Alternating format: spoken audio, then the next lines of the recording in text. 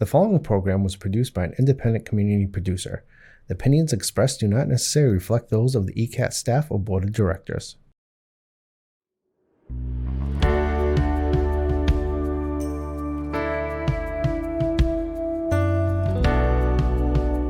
Giving a voice to the voiceless, pulling stories out of the shadows and putting them under the spotlight, making sure that each person is valued and cared for.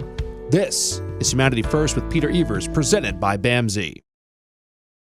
Hi, everybody. My name is Peter Evers, and welcome to another edition of Humanity First. You may have noticed on the news, in between the news and other programs, that there are advertisements for political candidates again. We're beginning to move into that season. As somebody who wasn't born in this country, I feel like that season almost goes on forever. And you know, it's interesting, when an election is called in Britain, there's really only 8 weeks of preparation that's allowed for all of the debates and the voting, which is an interesting way of looking at the world, but not here. And you sometimes you have to wonder why. I think today we're going to talk about that process, specifically about what's happening with the electorate, with the voters of America. It's a really interesting dichotomy here that exists at the moment. We have two candidates who probably are going to be the presidential candidates for each party, who are massively unpopular with the people of America, but all of the effort of each of those political parties seems to be put behind these two candidates. It seems that there's a sort of there's dissonance there. 73% of Americans do not want to see Biden against Trump. But I would put my mortgage on, I'm not a betting person, but if I was a betting person, I would put my mortgage on the fact that that will be the case unless something amazing happens.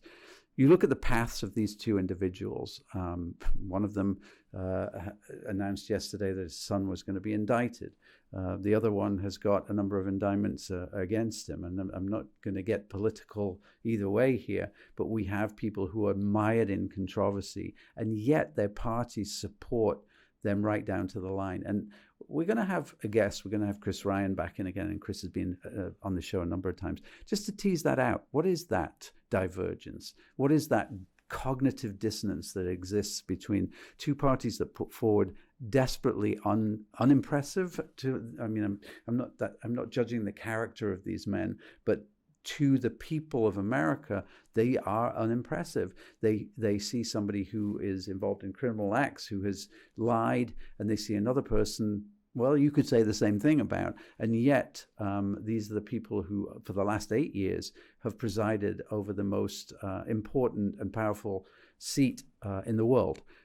That's an interesting thing. And one of the things that I fear and I worry about a lot is the erosion of democracy. And democracy is eroded. And if you look at how democracy has failed in some countries or has been overridden, is when there is a great deal of cynicism and apathy about the process of casting your vote. There are a great number of people in this country who are just saying, you know what, it's not for me. I'm not going to vote. I don't like the candidates. It doesn't matter who I vote for. There are large interests at bear that are bigger than me, so there's no point in me doing that. We're going to tease that out in the next segment with Chris, because it might be the quiet threat to our democracy in a time when there are lots of other threats, but maybe we're not paying enough attention to the fact that there's apathy in this country about the most important thing we do as citizens, which is voting. We'll be right back. Hi, I'm Jamie. I'm an essential worker here at BAMSI, and I'm a nurse. Nurses are essential here at BAMSI because as nurses, we really have the opportunity to make an impact. We have very small ratios, so we have the opportunity to really learn everything about the person served and be able to give the best care. It really serves such a great purpose for me as being a nurse, and really why I came into nursing. Learn more about nursing opportunities at bamsijobs.org. Giving a voice to the voiceless, pulling stories out of the shadows and putting them under the spotlight, making sure that each person is valued and cared for. This is Humanity First with Peter Evers, presented by BAMSI. Welcome back to Humanity First, everybody. My name's Peter Evers, and we have an occasional guest who stops in every now and again to give us an update on what's going on in the world. Chris Ryan, hi. Nice Hey, to see Peter, you. how are you? Good to see you. I can see you representing New Hampshire with Always. that wonderful hat on. Always. Who is the hat that you It's the New Hampshire Bobcats elite travel ball team. Probably familiar to some folks here in this area. We play occasionally some teams from Bridgewater and around here. And I think there's some connection with one of the players and you, right? Well, yeah, a couple of players might be my kids. Yeah. I might coach with them. So, yeah, there's a lot going on there. So you're representing. Correct. Good. Well, I know you're one of the people who has a real handle on what's going on in politics at the moment. And we get the feeling as American citizens that we're buckling ourselves in for this next ride over the next year or so. There is movement in terms of identification of some of the candidates on the Republican side. It's an interesting time, isn't it? And I wonder what's happening with American politics. One of the things that I read is that the vast majority of people in this country are not satisfied with the current president. They're also not really particularly satisfied with the opponent. And it looks very much at the moment as if it's going to be Trump against Biden. Mm-hmm. Two guys who are older, two white guys, two guys who come from one long line of privilege, the other one of the political royalty families in America. How does that happen? How do we get the majority of people who say, I don't want these people, and yet almost inexorably one of them will become president? It's a great question. And, I think that a lot of it has to do with how entrenched, the two-party system is. And it's not about necessarily having a particular ideology. It's about winning. And Joe Biden was able to defeat Donald Trump in the last election. And despite the fact that Biden very often sold his presidency as being a one-term transition type of presidency, there does not appear that there's going to be any transition at this point in time to anyone else. Why is that? Because Donald Trump is the favorite on the other side, and Democrats view Biden as being the best candidate to defeat him because it already happened. But there's a lot of concern within the Democratic Party about Biden. Sorry about that. Is it urgent? No. There's a lot of concern about Biden amongst Democratic voters as well, where you look at under 35, 60% feel that he is too old to be the Democratic nominee, and they have concerns about that. 73% of Americans don't want to see a Biden versus Trump rematch, but we are here largely because the Republican Party has won with Trump and did so in 2016. There have been losses in the midterms and obviously the 2020 election, although if you look at the polling on that, 72% of Republicans don't feel that Biden won the last election, and feel there was some sort of interference one way or the other. So there's even disagreement about that. But basically in politics, it all comes down to the ability to fundraise, and a lot of that's done off of negativity and off of fear of the opponent, and name ID. So it's the idea of Donald Trump, the idea of Joe Biden. Neither one of these individuals do a lot of events. Neither one of them really sit down for interviews on a continuous basis. And it's more their persona, their image, and their brand, which, obviously changes as you get older. And you may not have the facilities that you had previously. Right. Yeah, what fascinates me is the fact that a lot of people are considering not voting. Mm-hmm. And, I was saying to you earlier, actually, I remember in 1990 when South Africans got the vote, and it was this incredibly moving picture of thousands and thousands of people lining up at voting booths to vote, because this was democracy after years and years of essentially fascism and apartheid. And yet there is a level of feeling in this country of ennui, I suppose we might call it, this idea that these parties are pretty interchangeable, the idea that corruption exists anywhere, that whole idea, about 76% or whatever of Republicans believing the election was stolen. Rewind to 2000 with the hanging chads in Florida. there were probably that many Republicans who felt that Jeb Bush gave Florida, arranged for Florida to be given to his brother. And so that mistrust is there. And I read as well that, and this is interesting, that this big group of people who are just saying, I'm not going to vote, it's not even worth it, there's too much corruption, nobody cares about my vote, all of those reasons. The majority of those people, if they did vote, would vote for Trump. That's a really interesting scenario, isn't it? Yeah, I think that there's a sentiment of institutional corruption, and that there is this large corporate influence that exists and drives decisions. And I think that people are largely correct to think about that, and that skepticism is based largely upon fact. Now, what happens is that people kind of take it a bit too far, or feel that just because one thing happens that or there's an overt corruption with one person or with one particular bill or one instance, that it is widespread and therefore everything is wrong. I think that that's misplaced, but people have reason to be skeptical when you consider the influence of big pharma, when you consider the influence of fossil fuels, you consider the influence of just about anything.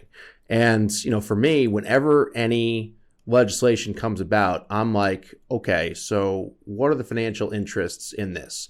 Because there is, and it's undeniable, a huge corporate interest in a lot of the policy that exists. And a lot of our policies that do exist seem to favor the corporate interests. If campaigns are going to be run, they require millions, if not billions of dollars at a presidential level. Where does that money come from? It comes from the wealthiest individuals who, despite who the candidate is, or what the belief systems are, the corporate interests have a overriding investment in the outcomes of these elections. And people's skepticism is well-founded. And when they decide not to vote, it's because they don't feel that they can believe in anything and that they don't have any impact. And one of the biggest appeals of Bernie Sanders and Donald Trump, and I've talked a lot about, there's crossover in a lot of the populist ideals that they have, is that they're fighting against a corrupt system. And that is just enough for people who have lost hope. They may not have plans to address them that are reasonable, or any plans at all, but they have identified something that people have as a true belief, that the system is rigged against them. And each person has an experience in their life that if you're middle class, if you're a minority, if you're working class, where you can say, this is an example of how things have been stacked against me. And you can kind of trace that back, if you want, to government with enough evidence to believe that there is wide-scale corruption and the system is rigged against you. Yeah, that's absolutely right. And there is plenty of evidence around it. And actually, Chris, as you were talking about that, I had a memory of when you and I interviewed Bernie, which was, I think, probably about 8 years ago. It was 2020 cycle, so like 1920, somewhere around there. And there was this amazing moment where Bernie said something like, you'll be able to get house calls, from your medical provider. And you picked him up on that. And do you mean that doctors are going to come to your home? He said, absolutely not. which is this perfect example of that populist sort of vein that you conjure up this, everybody's against you, I'm gonna not be against you. But once you're pressed on those details, and it's absolutely true for Bernie and for Trump, that those details are not there. And it really is this idea of carrying people through. Right. And there's a number of different types of candidates. So there's the candidate that doesn't necessarily think they're going to win. Right. And so therefore you can say whatever you want and do well and perhaps advance your ideals. Maybe Andrew Yang? Yang comes to mind there. And, and people that feel that they could just say whatever they want and they're never going to be held accountable for it because they're never going to, win. And then there's these candidates that are, more serious and they're more hedging in what they can say versus what they're going to accomplish. But the candidates that do better in this environment are the ones that have a righteous anger, that feel the pain that you feel, even if they don't actually feel it, but are just able to give you enough to make you think that they understand you and that they're addressing the problems. I always wonder in these elections when we're going to get to the point where the voters are going to demand not just that you understand it, but you have some actual, plans to address it. But there's also this feeling amongst voters that, the candidates are smarter than them and that they'll figure it out and will trust you, in that aspect of things. And, it's a pretty remarkable, situation that we find ourselves in, where there are real policy issues at play.